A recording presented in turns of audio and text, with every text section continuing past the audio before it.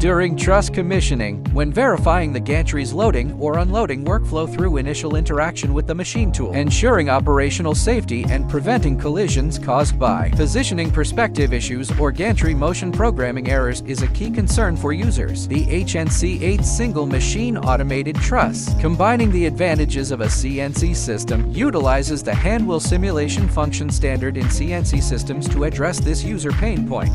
In automatic truss channel mode, pressing the handwheel simulation button on the McPadisa panel and then pressing the cycle start button activates the truss program. This means the truss program is executed by rotating the handwheel forward, allowing the truss to run according to the edited motion program. The running speed is controlled by the handwheel, but will not exceed the program's maximum speed. Reversing the handwheel moves the truss along the reverse trajectory of the motion program, reversing according to the program's trajectory. A fast handwheel movement results in a fast truss movement. A slow handwheel movement results in a slow truss movement. And no handwheel movement results in the truss stopping. This effectively addresses the user's concerns.